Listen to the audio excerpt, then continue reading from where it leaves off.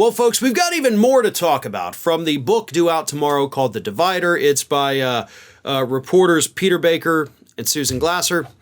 And this one, a little weird, because according to these authors, Donald Trump floated the idea of trading Denmark, giving them Puerto Rico, in exchange for them giving us Greenland.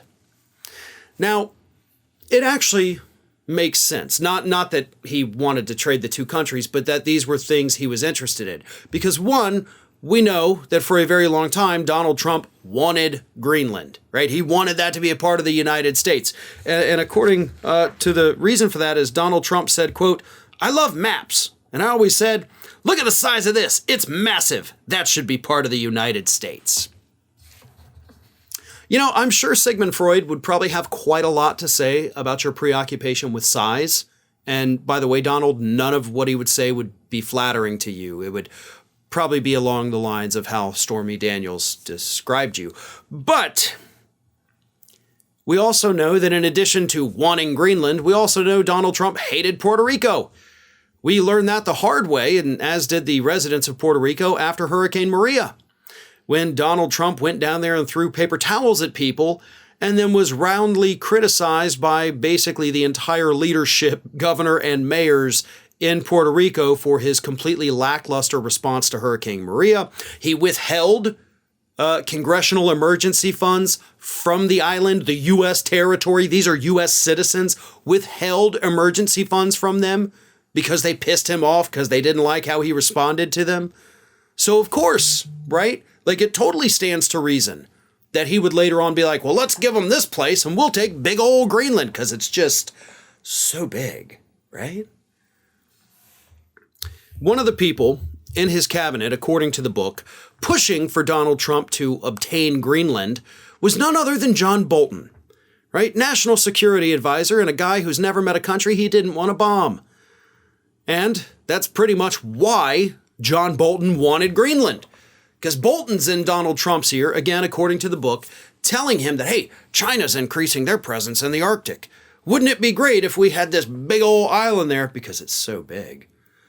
And we could put military there and then we'd, scare off China and we'd be, oh, look at us. We're over here with this massive, giant island filled with U.S. military soldiers, troops. Maybe we use it as a training area. Who knows? But basically as a way to flex our muscle to show the world how big we are, right, Donald? Doesn't that sound good? And maybe that's when Donald Trump said, hey, what if we just give him Puerto Rico, right? I was just down there. The place is a mess. I gave him some paper towels. I don't even know if they used them. The whole point of this, because obviously this trade never happened, thank God. But the whole point of this story, the reason I'm even talking about it, is to show you how insane this man was while he was in office, right? We already saw the bad policies. Okay, we know all about that. We know about the trade war. We know about the immigration policies. We know about all the horrible things he said at his rallies.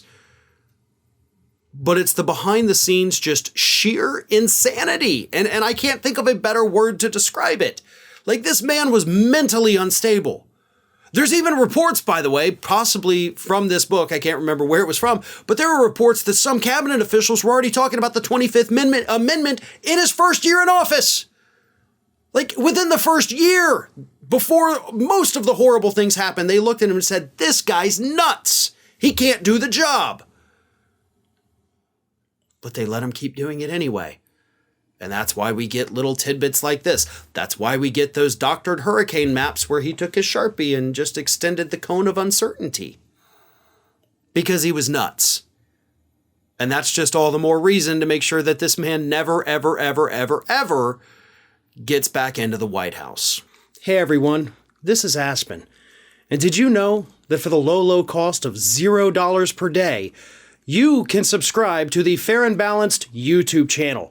We also encourage you to like, comment, and share. But again, click that subscribe button and help Aspen not be so grumpy.